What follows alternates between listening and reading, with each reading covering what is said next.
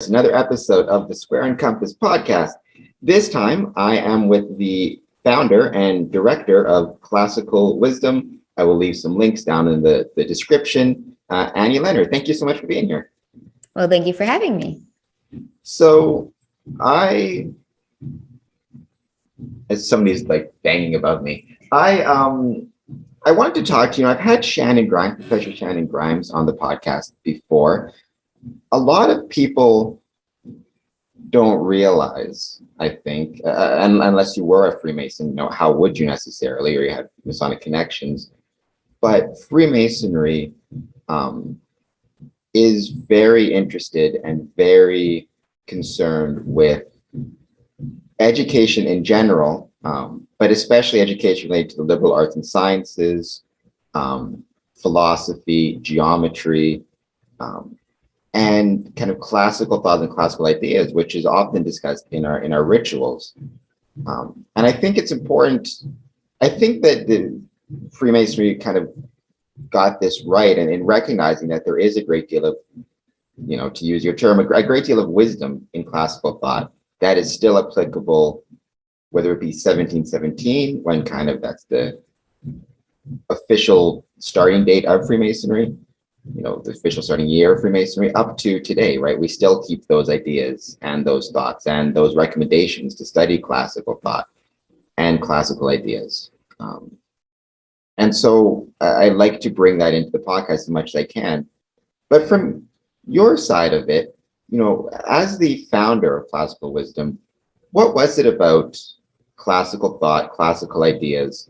Why did you feel that was important to try to bring into the 21st century and to disseminate to the public? Well, it's interesting. I feel bad for your banging above your head.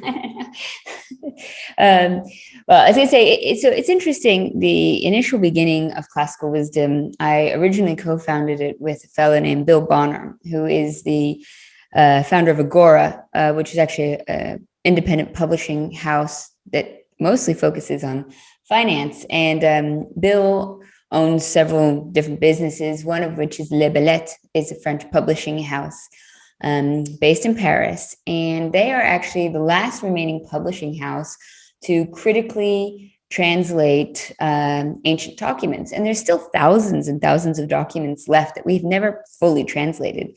And people don't realize that there's still knowledge to be had. It's still being discovered, and it's actually really exciting. And there's documents being found all the time, and ancient Egyptian trash heaps, and new poems being found, all sorts of really amazing stuff. But, of course, it isn't as financially lucrative to be translating ancient works.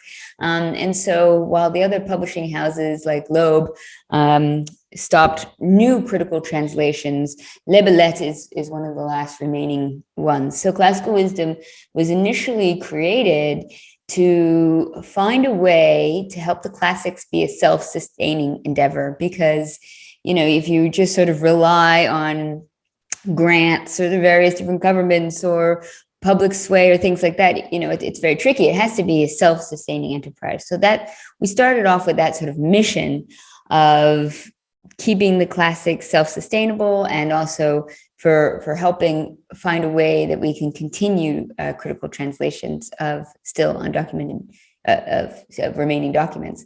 And part of the reason I think the classics are so important, well, there's several reasons. I think understanding history just in general is hugely valuable. And if you're really into different time periods, specifically, Indian or Chinese or South American or Aztec, that's fantastic. And I think history in of itself, the study of it, is humbling. And it makes us aware that we're sort of part of this long chain of humanity. And I think that's really, really valuable, the perspective it gives and the lessons that we learn about our ancestors and other people's ancestors. It really gives us awareness of where we are in our world. But this specific time period of the classics, and for people who don't know that, I usually like to define it more vaguely as about 1200 BC to about 500 AD. And that period kind of the wider range from like the Mycenaean and beginning the Homer epics to the fall of the Eastern Byzantine Empire. And the region kind of covers all the way from England and Hadrian's Wall in Scotland up in the north to North Africa, all the way over to India. So it's a huge region. It's hugely multicultural. It's hugely diverse. It spreads a huge time period. And yet it still seems so niche these days. But the fascinating thing is, while this time period is interesting in and of itself, and is, huge movements in philosophy, literature, science, huge developments occurred within that time period, it also was hugely influential of the time periods subsequently, especially, of course, in the medieval time period, in the Renaissance. But right up into the 19th century, you were not considered an educated person unless you had studied the classics. And so for the Freemasons, starting in the 1700s, you can guarantee that, all the founders, if they were educated, they would have studied Latin, definitely, probably also ancient Greek, that they would have studied a lot of the great works. Almost all of the American founding fathers were very, very knowledgeable in the classics. And so if you want to understand, the basis of democracy, if you want to understand almost all literature and intellectual thought until the 19th century, if you want to understand psychology, if you want to wander around the Louvre or the Prado and get the references, you kind of have to study the classics. So it is fundamental in all of the subsequent knowledge that was been built upon it. I really like what you said, the start of your answer. I was wondering if you could talk about that a little bit more. The idea of making the classics self-sustaining, because that is a challenge for almost any organization or group or endeavor, right? Is trying to find a way, especially, as talk about things like inflation, as people's finances are more and more challenged. How do you make sure that the classics or classical studies, that it can be self-sustaining for either as a profession or an endeavor or just something that people find of interest? How do you go about making sure it is self-sustaining and not reliant necessarily upon grants or outside sources of funding? Well, I think the first thing is to really demonstrate to people the value of the classics in their individual lives, and to show that, from ancient philosophies, that they can really be improving your day-to-day life. I mean, Stoicism has hugely grown in popularity recently. And I like to think of it as sort of a gateway drug to ancient philosophy, with Marcus Aurelius leading the way. And those very practical, very inspiring and insightful philosophies can genuinely make people's lives better.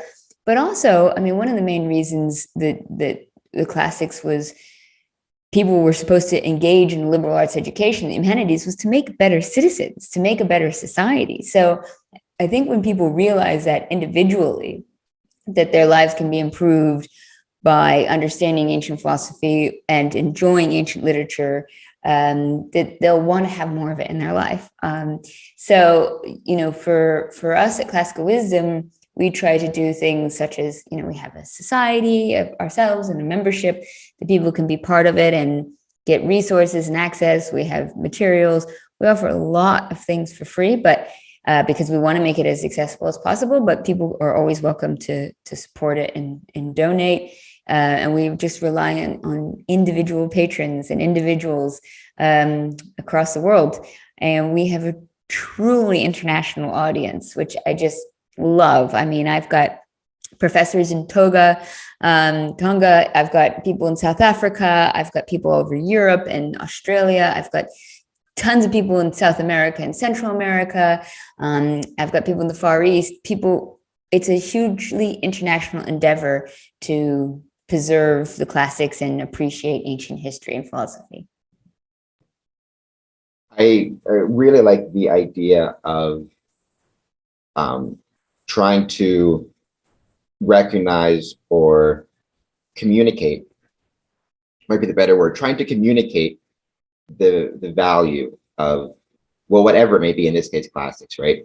In order to create something self-sustaining, to communicate to others the value of that thing, to encourage them to become interested and become patrons of it, or of, in this case, again, classical studies, classical thoughts.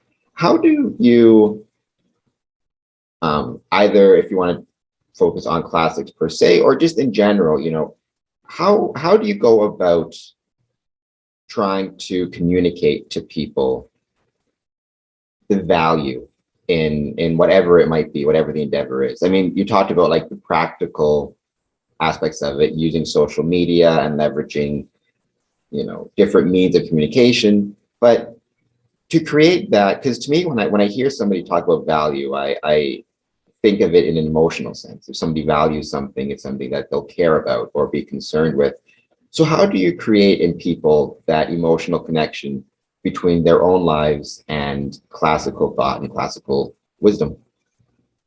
Well, it is not easy in the regard of, if you've never experienced it, then you don't know what you're missing out on. And it's funny because once people are exposed to the classics, there's no turning back. You know what I mean? Like you immediately feel the value of it. Once you actually start engaging with ancient texts and ancient history, you immediately feel this sense of being part of something greater than yourself, and this humbling perspective. But it is tricky to explain to people why it's valuable. And yet, I think we're in a current society where people are really desperate for meaning. And, there are a lot of things going on, and people want to make sense of it. They want to understand themselves. They want to understand the world that they're in. But I think people really want meaning in their own lives. And we kind of had a couple generations of things kind of maybe being a bit easier for a lot of us. And, there's a great saying, soft times make soft men make hard times make hard men. And you do get this sense of this cycle continuing. And anybody who spends a lot of time in ancient philosophy and history, or history in general, can see the cycles and make sense of where we are.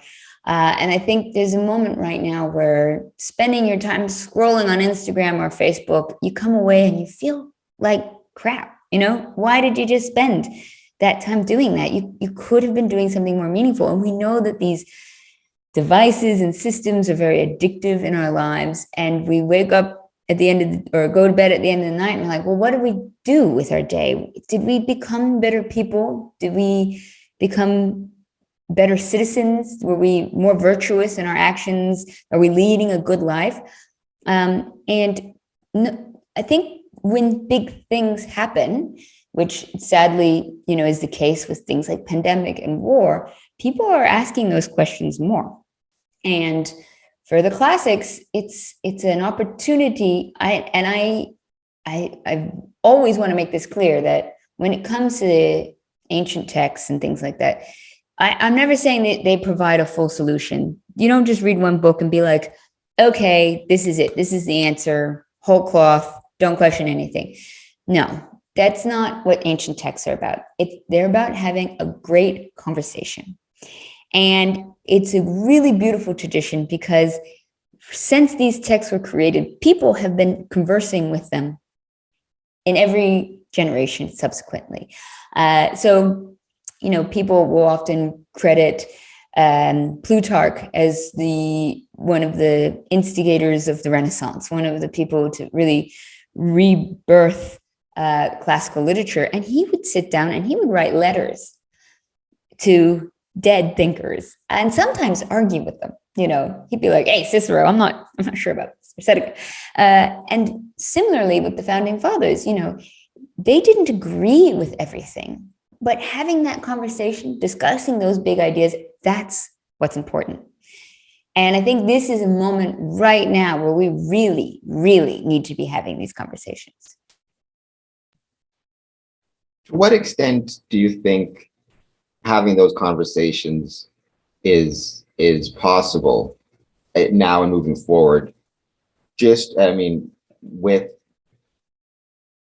Facebook, Instagram, Twitter, with the modern methods of communication, they seem to be far more useful as they're very good. It's a very good way to convey sarcasm, or it doesn't seem like the mediums that we have available to us at present are necessarily good for deep thought or conversation. It seems far more geared towards, or weighted towards, kind of sarcasm and meme culture and the hashtag LOL, nothing matters type of,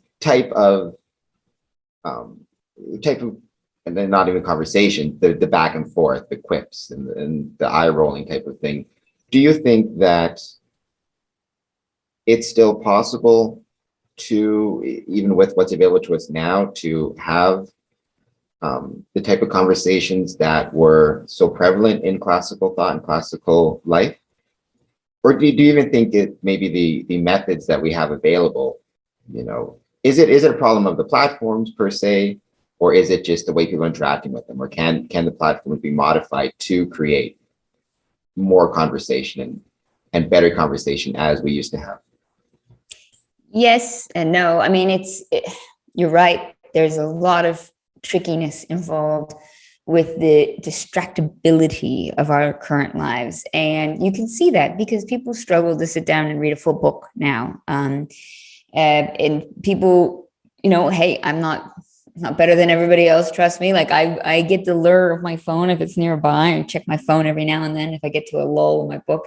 It's hard. It is harder to train ourselves to cut out distractions and focus and try to engage on bigger ideas.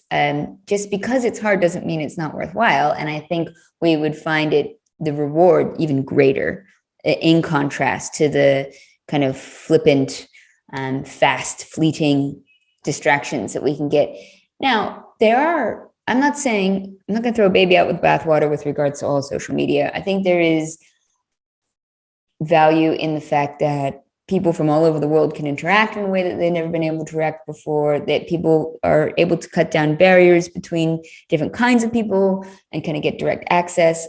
I think seeing the podcast format, which are, hour-long conversations, and people do listen to those. I mean, the popularity of huge podcasters right now. They have these much longer platform, formats, hour, 2 hour, 4 hour programs. So it's not like people are incapable of longer discussions. It's not like there isn't a demand for it, that there isn't even a supply for it. I think we do need to choose our time wisely, and we do have enough time, but we do have to take ownership of how we spend our time and to use it well.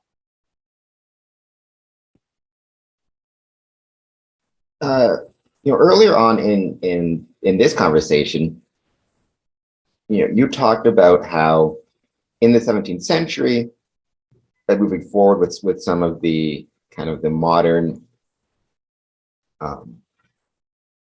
thinkers, or kind of the founding fathers of America, certainly even some of the fathers of the Confederation in Canada, that they would have considered a knowledge of the classics as being imperative or very important to also being a good citizen or being a useful citizen. And that is something that comes across in Masonic ritual in Ontario in the first degree. At the end of it, the candidate who by the end of it has become a Mason is encouraged to dedicate a portion of his time, as much as he can, based on his other commitments, to the study of the liberal arts and sciences, and to kind of a daily advancement of knowledge. And he's told, as he increases in knowledge, he increases in social utility. the more he knows, the better he can be in his community.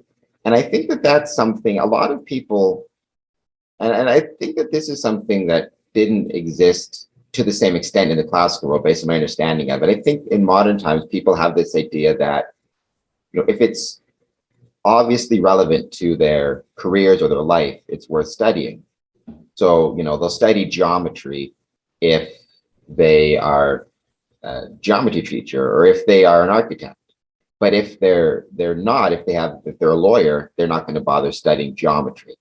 Whereas in the classical world, it seems like, above the academy, right? That it seems like there is just a recognition that whatever you do in your day-to-day life, a knowledge of things such as geometry is considered very important to being able to be a good member of the community. So what was it about the classical world or the classical thinkers where why is it that they assigned, or it seems to me, they assign so much importance to just general knowledge as a way to be in the world and not necessarily specific knowledge based on somebody's profession or lifestyle or whatever it might be? Well, in defense of our more modern audience and myself included, it was just a lot easier to be a Renaissance man in the Renaissance because you could presumably read just about every book there was. The general knowledge the wealth of knowledge we had was less than we have now. So, you could be interested in science. So you take somebody like Aristotle, of course, he was very knowledgeable in science, and he started quite a lot of categories of branches of science as we know it, but also in rhetoric, also in poetics, also in philosophy. He kind of did the whole gamut of things.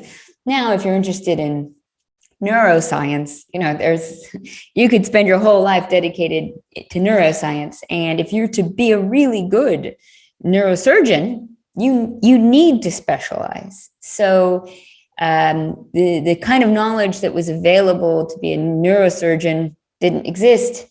So I think we can be a little bit easy on ourselves with regards to how much we're expected to know versus how much there is to know. Similarly, though, at the same time, I think there's huge value in having liberal arts specifically, or philosophy, with regards to knowing how to live. So, we learn to make a living, but we need to learn why we're living. And I think it's very important that we do balance a bit of, STEM is very popular now, and everybody, really encourages maths and sciences, and that's wonderful. And, I think it's a beautiful endeavor mentally to understand the beauty and logic of geometry. Anybody who spent time studying Euclid, for instance, will have achieved such great pleasure at coming to Proposition 147 and seeing like just the sheer beauty of mathematics. But I don't think it's a huge request to spend at some point in your life asking what makes a good life. And I think that's a really valuable question to ask. And you don't necessarily have to read every book on philosophy, but I think even having some exposure to the ideas that we should be even asking them in the first place will hugely improve how we act and interact as a person with regards to our family, our society, our state. Yeah. I like that. You want to make a living, but you also want to know why you're living, right? I like that. I like that idea a lot. Is it even, or to what extent do you think it's possible to even answer that question? Or is what matters more not so much the answer, but just attempting to trying to find the answer of that is what's important? Or do you think or to what extent is it possible, do you think, to ever come to a conclusion as to what is the meaning of life, or why is it that we're all here doing whatever it is we're doing? Is the value in the attempt, or is there an answer out there, you think, somewhere? Well, different philosophers do have different answers. And Aristotle certainly had a very strong opinion, and so did Socrates and Plato. Um, and this, of course, a lot of the Christian philosophers have other very strict, strong opinions, like Augustine and such like that. Personally, I think that by investigating, you will find different answers depending on the individual and where they are in their lives, and there will be different answers at different times of their life. But overall, I personally like a lot of Aristotle, that the purpose is living a good life and living a virtuous life.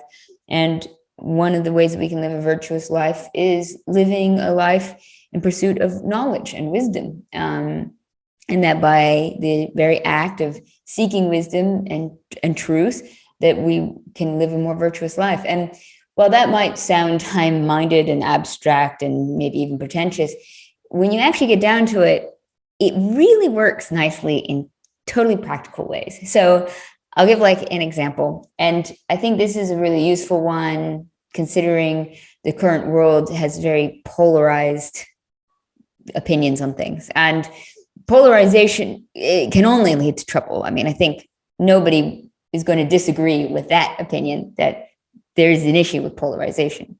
That's definitely true. And it's unfortunate, but you're seeing it in Freemasonry. One thing that we're instructed early on in Freemasonry is never to discuss politics or religion in a lodge. Those are meant to stay outside of it. But that doesn't mean that brothers won't discuss politics or religion on social media or wherever it might be, and then other Masons will see that and respond, and then you end up with that polarization. And even though it's supposed to all be left aside when you enter the lodge room, which is the hope, it doesn't always happen. But it's just a symptom of, you're seeing it everywhere, I think, in modern times, whether it be Freemasonry or otherwise. And part of it is, we just know more things about each other than we probably would have. I mean, 50, 40 years ago, you at a Masonic meeting, you would only know that the other person, you might be friends with them outside of the lodge, or you might only know him during a lodge meeting where you're not discussing politics or religion. Now you're seeing his opinion plastered all over social media, and you now know that, which you didn't know beforehand. But it does seem like polarization, whether it be wherever it may be, is just becoming more and more an issue in all sorts of groups and organizations and workplaces and families. And Freemasonry, certainly isn't exempt from that. No, it's definitely. And it's, for me, when I look at sort of the overall trends and flows of history, we're kind of in like a late empire stage destabilization, which is kind of why you kind of get a sense of this greater polarization that I think is quantifiable, really, with regards to biases and media and things like that.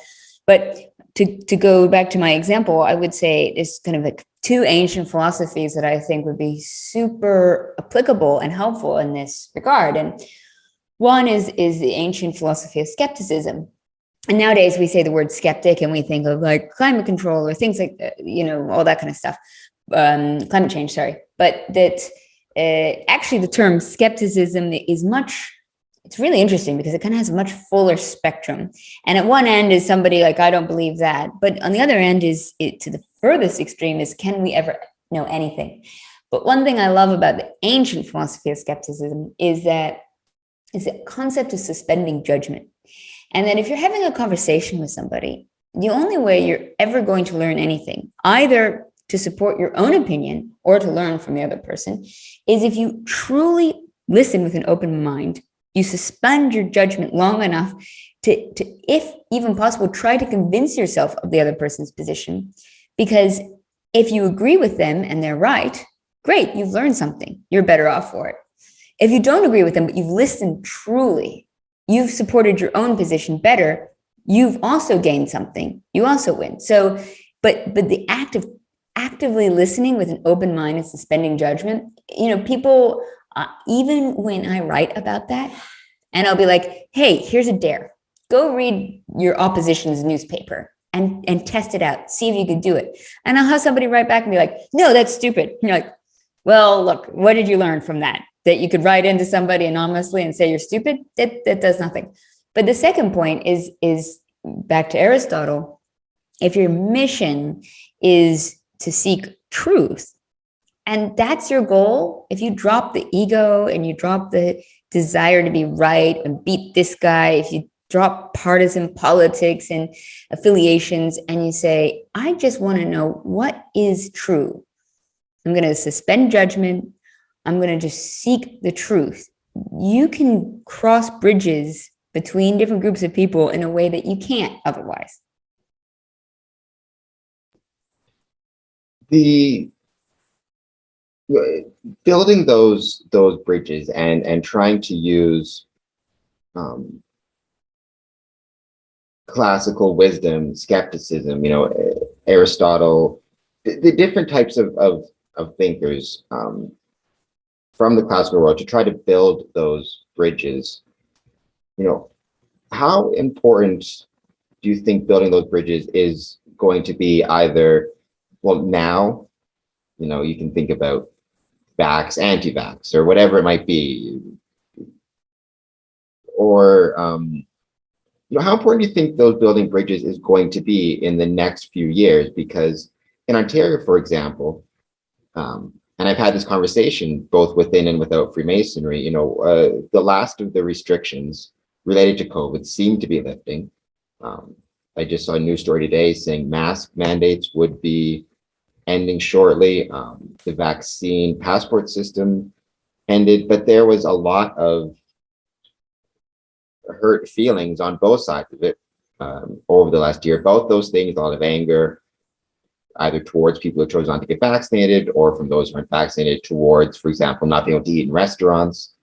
But now we're at the point where those things are lifting and everybody is, everybody has to try to find a way to get along once again. So how important do you think it is to build those bridges as the world returns to some sense of normalcy, to try to get along and forgive or forget or whatever terms you want to use towards those who may have been on the other side of whatever the issue might be? Could be COVID related stuff, could be political stuff, that type of thing. Yeah, I mean, it is hard because people have gone through a lot and people have been hurt on both sides, as you very aptly put. And I think there's definitely a certain amount of sensitivity involved. One thing I always try to do whenever I have a conversation about vaccinations or mandates or anything is to say, like, this is a living experiment. Like, this is happening right now. Like, our knowledge is changing all the time.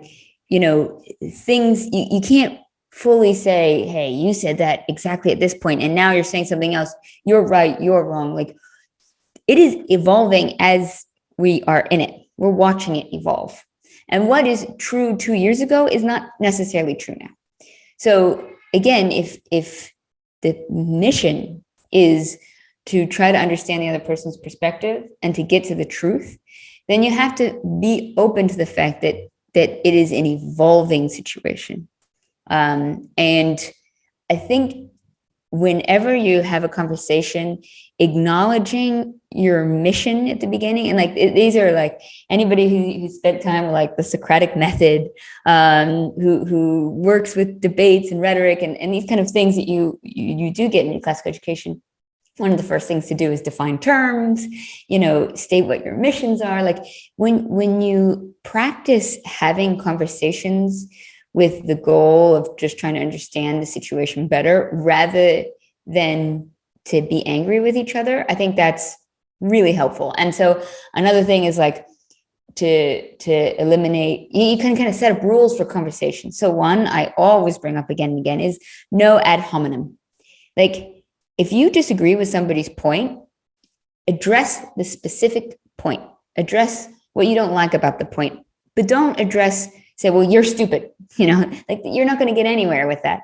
And unfortunately, like you see that a lot, like in Twitter fights and Facebook feeds and things like that. People will go for the attack on the person. Well, you're this, and like that proves nothing. You don't win a point. if we all agree that ad hominem will get you nowhere in a conversation, I think that would be a great place to start. I agree. I think it would be a very good place to start, as my cat is banging my computer. Do you think that the fact that we are seeing more attacks ad hominem, do you think that that relates to, again, social media, right? It's easier to attack somebody when you're not seeing them, or when you, like when it's somebody on the other side of the computer screen, it's easier to engage perhaps an attack ad hominem than when you are face to face. Although having said that, I mean, the Philippics, right? Cicero had some, or Mark Antony had some things to say about Cicero. Cicero had some things to say about, like, it seems like maybe some of those statesmen back in classical, especially the Roman period, but even, Greece, they could, go pretty hard in the paint towards each other. But was that more for show? Was that politics? I guess not. I mean, Cicero had his head cut off, right? To what extent do you think, I guess, is attacks ad hominem just par for the course with human history, classical, modern, whatever it is? Or do you think it's more of an issue in 2021 than perhaps it was in classical times? No, I mean, I think we're all human. We're then, we still are. And just because the ancients did it, like, we should all be aiming to do better, right? It's very funny you say that, because I'm actually preparing for an event for next week on the 16th on the Battle of Actium. And I've been preparing, it's like, I've got a Cornell professor, a military Navy expert, and an Egyptologist to talk about, because it's, got Octavian / Augustus on one side, and then Mark Antony and Cleopatra on the other side. And there's huge amounts of fake news and propaganda and slinging, they're cruel. I was just reading, Cleopatra made this very crude joke at Octavian's expense, where she's like, "Oh, you're sitting on a ladle," which was kind of saying that he was homosexual, and, trying to give him so everybody's doing the exact same thing that we are doing now. I think that it goes in trends. I don't think there's a straight line with history. I think, that is a particularly dark period of Roman history where people weren't necessarily doing good things. And I think if we were to try to emulate a virtuous time period, the Julio-Claudian dynasty is not a place to start. But it is really interesting. Like, okay, anybody who does anything online, you will get people writing in, and I get trolls from time to time writing and saying horrible things to me or to my points or whatever. And I always give at least one response. And 99% of the time, they come back and apologize. And they're like, "Oh, I'm sorry," and they're duly shamed. And I'm like, "Hey, this is not how you talk to people who are engaging in the classics. You should, if you're happy to discuss the point rather than just say something mean, like, I'll listen, but this is no way to conduct yourself." And like I said, 99% of the time, people respond to that. So I don't think we're beyond hope. And I think if we have a culture that is more adamant about the fact of engaging in rules of conduct with each other and holding each other responsible, I think that would be good. I think we should bring that back, One thing that I talked to Professor Shannon Grimes about this, and it's something I like to discuss when I'm talking to anybody who's got an interest or education or specialty related to the classics.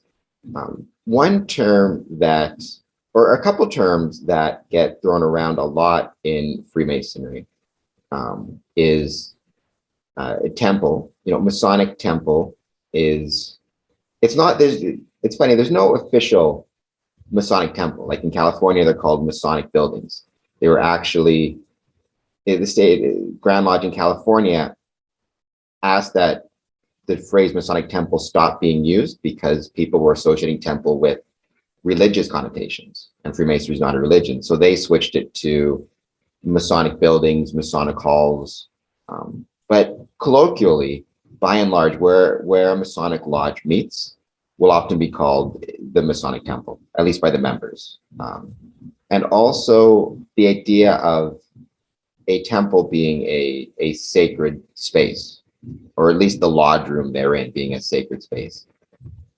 From a classical perspective, I think for most people, when they hear a term like temple or sacred, oftentimes they'll associate it with something classical.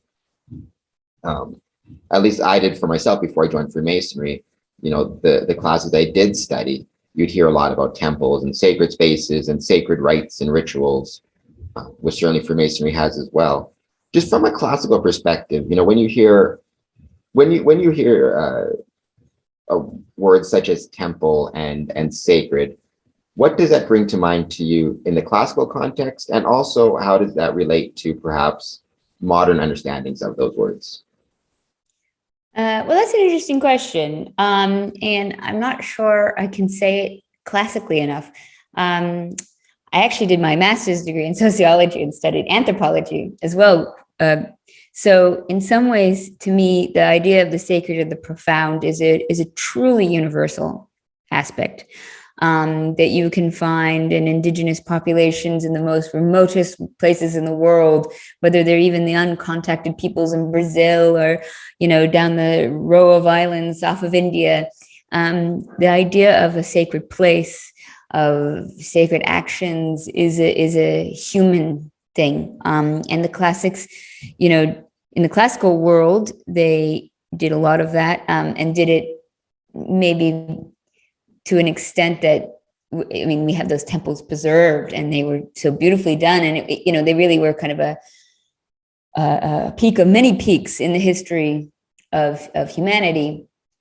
But the idea that we need spaces, that we bring people together and get that sense of community and society and be reminded of things that are bigger than ourselves is a human need. And personally, at this point in my life, I'm very secular, but I would say that I get that sensation, for instance, when I love theater. And when you're in a beautiful grand theater, I'm here in Buenos Aires, so we have Teatro Colón, which is one of the most beautiful theaters in the world. And there's a moment at the end of like a truly beautiful opera or ballet, like you've seen something that is of beauty. And everybody claps at the end. And there's that moment when everyone's clapping and you get to the encore. And that second where it's kind of random and all of a sudden it goes into a rhythm just en masse.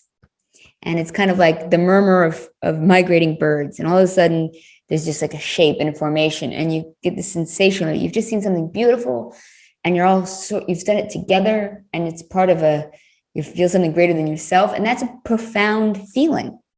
And that doesn't have to be religious, but I think that need to feel something that is beautiful and universal and greater than each individual is beyond just the classical time period or religion. Is that universality, that need that people have to create, or whether it could be physically creating it, like building a space, or it could just be creating it in the sense of going somewhere and having that place, having that somewhere become special to them due to the memories or what they're taught about the place by others. That universality of human beings, whether it be different cultures, different times throughout the world, to create a sacred space and a special place. Do you think do you think that that's something that's just necessary for people and for societies to flourish?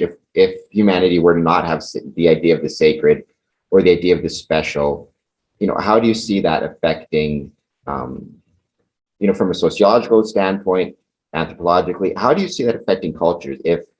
What does it say to you, the fact that this idea of the sacred is repeated throughout time and geography? What is it about that is important to society? Yeah, I think it's essential for social cohesion and the kind of that concept of mythos, that we have to have shared mythology, shared stories. Um, you can see it in America. I'm giving you more American rather than Canadian centric examples, unfortunately, due to just my own personal knowledge. But and I'm sure you would have examples of this in Canada as well. But in a society that's more secular, like our modern some of our modern societies, you can see it's called like a civil religion, and the U.S. does this kind of more famously. But you go to an old battlefield or Arlington Cemetery or something like that, or you go to the spot of 9/11, and there's a sense people automatically change their behavior. They act as if they're in a sacred place. They are quiet, they're respectful, and so we do that in civil religions with regards to like state history and the culture of the history of the country. But in cultures that are more religious based, of course, those religious spots don't take precedent.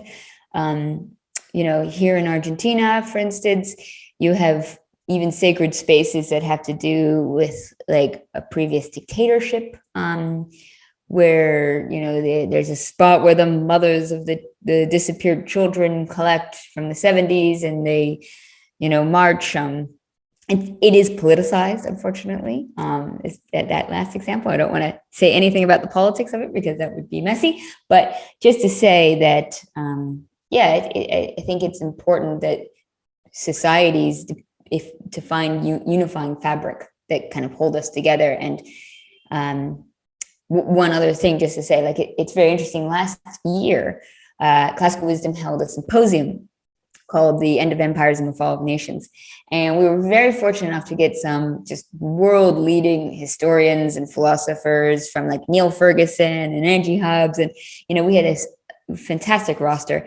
And I had picked the theme by just asking, Classical Wisdom readers, what do they want to discuss? And this was a theme that people who study history and are interested in it can see the sort of trends of empires, and the sort of late stages of empires. And sadly, one of the sort of either predictors or causes of a failing society is the lack of cohesion when it comes to concepts like virtue and values.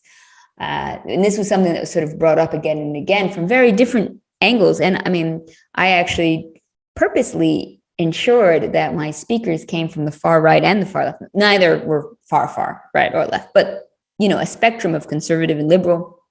Because, as I said initially, like you're not going to learn anything by just listening to your own team all the time. Like you have to listen to a diversity of opinions, and so it is important that we remember potentially common values if we want our society to flourish. Yeah, I mean, that is because when I'm working on this, I put a lot on the line for Square and Compass, for the podcast. When people, have asked me why it is I think Freemasonry is so important, part of it is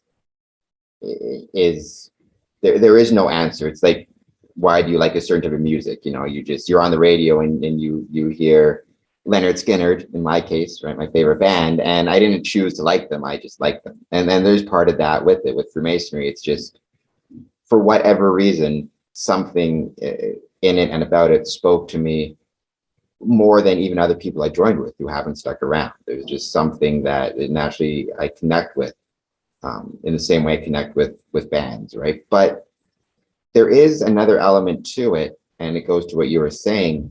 I really think that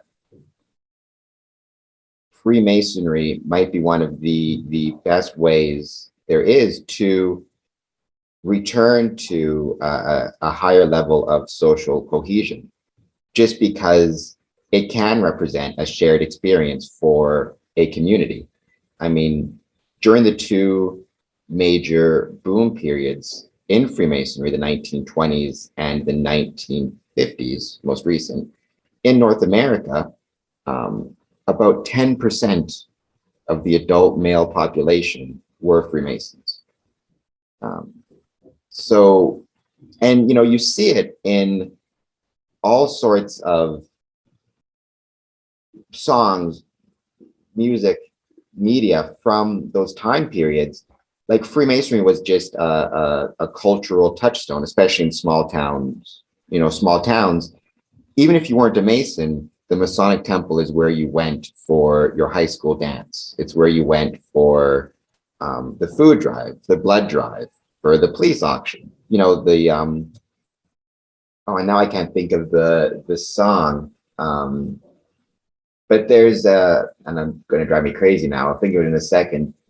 There's a really popular song where the Masonic Lodge is referenced, not in terms of ritual or Freemasonry, just as a place the town would go to for a special event, And I think, and again, it's not sure, is it a cause? Is it just a result of? But since the last time there was, Freemasonry has never had more members than in 1959. It's been steadily declining ever since. And with that decline, you've also seen a decline in social cohesion. And I just think, Freemasonry is one of those things, not the only way, but it certainly has historically been a significant way in which social cohesion can be found in society, because everybody in that town will have the shared experience of either being a Mason, being related to a Mason, going to the temple for something, and I just think, who knows whether it's the cause or the correlation or where exactly it is, but as Freemasonry has declined, so too has social cohesion. Declined in terms of membership numbers. I would probably say that's an indicator. There's a great book by the sociologist Robert Putnam called Bowling Alone. And it kind of outlines that same concept from the 50s onwards with regards to, you had these bowling clubs, and we think of it in popular media where, every Monday night, the guys all get together and go bowling together. And now, you don't have bowling leagues. You just see guys bowling alone. So it's just a nice imagery to show that same trend. And yeah, I mean, it is worrying.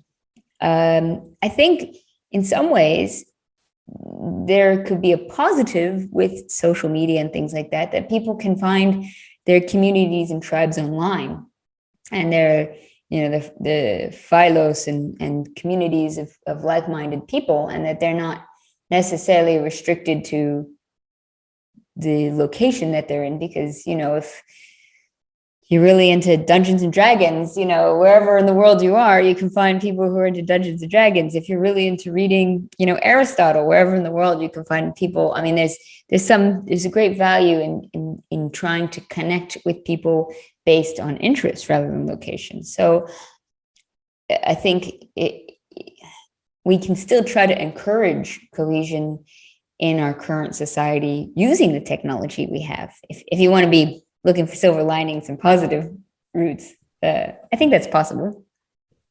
That's interesting, but I'm not sure if I agree on that one. You're right. I've used social media to connect with Freemasons in Tennessee, South America, England, like places I could never actually visit, or places that would be very impractical to visit, on a whim, to go down to take part in a Masonic meeting in South Africa. That's not a inexpensive or short trip to make. So I connect with them that way. But I think that what the Masonic Lodge experience offered, like going to a meeting in your hometown with others in your hometown, it gave you a stake in that community's well-being. If all of my connections are with people who maybe I might not even know where they live, if all of my connections are with individuals based on shared interest but not on location, then my motivation will be to grow my interest. Like, I'll want my Dungeons and Dragons group to be the best group it can be, and the best Dungeons and Dragons group in the world and bring people in, but I won't necessarily be as interested in how my neighbor's doing or the extent to which my community will prosper, because my community can go down the tubes so long as I still have internet access. My Dungeons and Dragons, right? I think that is a challenge with social media. It prioritizes interests and not location, and the danger of that is it can become very easy to put your interests at the top and not your neighbors, not your community, right? I think that's one of those hidden dangers of social media. And I've seen it in my own life with friends of mine, where they are connecting with people on social media, and those connections are benign in terms of the interests, like it's horror movies, it's things that they enjoy, but they perhaps lose sight of their community or their neighbors. I think that's one of those dangers it's one of those interesting dangers of social media, because you wouldn't think prioritizing interest over somebody's location is like, who cares? But if they, like I said, if they are not, for example, going to a lodge meeting and seeing other people from their own community, and learning about who in their community might be sick, might need help, might need assistance, that can be a challenge. And that's one of those maybe advantages to a certain extent the classical world had. It was very, yes, there were big things happening, but at the end of the day, the average person, they were connected with the people around them, right? They weren't, even, the Roman Empire was very big, but for the average person in, say, Roman Britain, their concern was with the other people in their town, not necessarily in Italy, right? In Rome itself, if that makes sense. No, definitely. And I mean, especially go back to like archaic Greece. I mean, it's very community-based cultures. And it's interesting too, though, because they had more of a shame-based rather than a guilt-based society. And I mean, there's pros and cons, but as a general rule, you had a lot of shared festivals and shared events that really maintain that cohesion. You think in ancient Greece, you'd have the Dionysia and the Lenia, and they had these sacred feminine fertile festivals where just the women would get together, and these were really cohesive things. And it's interesting. I always say, this is actually a reference to a comment that Bertrand Russell once said, where if you want to travel in time, you really only have to travel through distance, because a lot of places are sort of at different periods of time. And it's funny because you can get a sense of this sort of more community-based cultures in other places, of course. And one I found was very interesting. I lived in Colombia for a little while, and Colombia has a lot of funny leftovers from the Roman Empire. And even to the way a lot of the houses are built in the smaller communities and things like that, to the jewelry work that they do, this filigree that they did even in the Etruscan time period, brought to the Iberian Peninsula during the Roman Empire, brought over to South America and stayed in South America. And there's this one little town in Antioquia where all these people are hammering away this ancient style of artisan that still exists. But in a lot of these like smaller communities in South America, still, they have a lot of shared festivals. And like, if you spend time in Manizales in Colombia, in the coffee region, the bullfights, it's like a week-long festival. The whole community gets together. They have these like leather botas filled with alcohol, and everybody makes their own concoction. They throw them to their friends, and they all share, and there's this like really shared experience, this sort of festival that's done. It's in each town has their own festival, and they have like the Three Kings events. You still see this all throughout South America, and that really brings together a community. And in contrast, this last year, I ended up spending about 5 months in North America. During the pandemic, they kind of shut down the borders here to Argentina, and we flew over. We weren't able to get back because they were limiting how many people were allowed every day. And so I hadn't spent that much time in North America for decades. And I was really struck by how isolating it was. Especially if you're in a city that relies on cars, everybody lives in their big houses or big apartments or big condos compared to Europe or South America or Asia. Even if you live in a small one by American standards, it's huge compared to most of the world. And then people get in their cars, isolated, and then they go to like a big grocery store where you're never going to know the people who work there. You're never going to run into people because it's Walmart and there's like 1,000 people, and then you get back in your isolated car and you go back and you eat in your house. Like in Europe, most people never entertain in their houses because they've got tiny little apartments and everybody meets out in the cafes in these public spaces. In Greece, they still meet out in these public spaces. When I go around to go shopping in my community, I go to the baker, I go to the fruit stall, I go to the fishmonger, and I know each of them know me. I say hi to them. Every little shop I go to, they ask about my daughter. It's totally personal and human, and it's not interactional.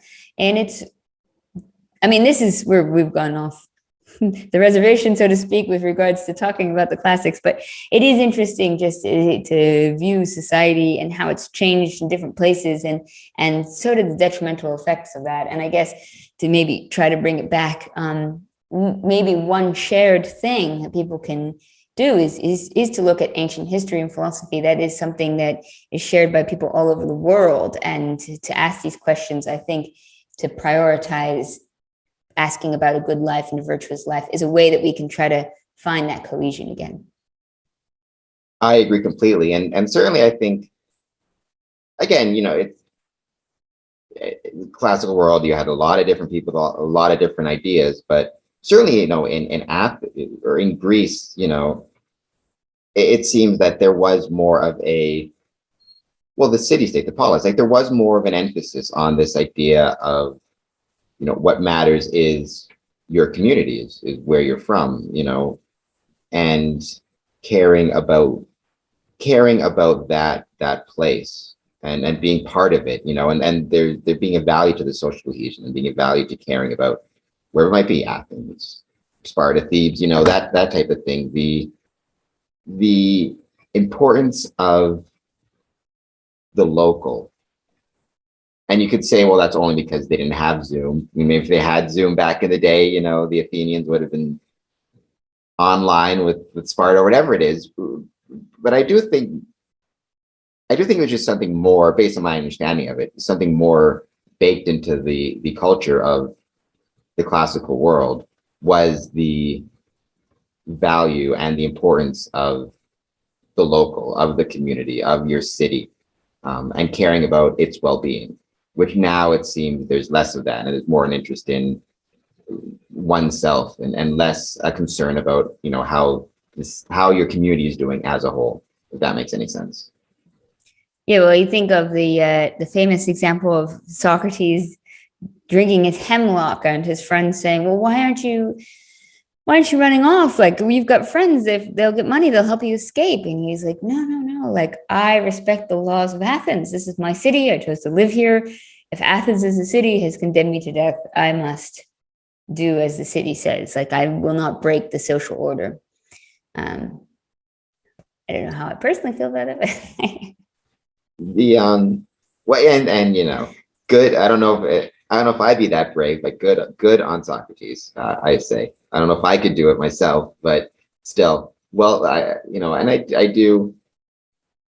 made just my perspective or whatever it is. I do like the idea of social order and social cohesion, and I think that's something that Freemasonry can provide to the world, but also, like you said, right, that's something that classical wisdom and studying the classics can bring to the world and to the communities, right? If every Mason, took the advice to take the time to study the liberal arts and sciences and to study classical thought, you'd have more cohesive lodges. And if communities did the same, you'd have more cohesive communities. People would have a shared basis of understanding. And I think that could only be a good thing. So with having said that, if people want to develop that shared knowledge of classical wisdom, you are an amazing resource, Classical Wisdom Weekly. Where do people find your website, your socials? Like, how do they connect with you and get the, start learning about the classics and classical wisdom? Well, we have, thanks for asking. We have lots of resources. As I said before, we have lots and lots of free resources. So you can start dipping your toes without any barrier. We have our website, classicalwisdom.com. We have a podcast called Classical Wisdom Speaks that's on YouTube as well as on every major podcast platform. We're on Facebook. We've got over 100,000 followers there.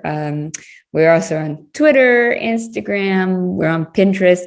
I like to populate the social medias. Even if the world is sometimes reduced to a meme, there's something nice about scrolling through your feed or something and being presented with a quote that has survived thousands of years and just thinking for just a moment even.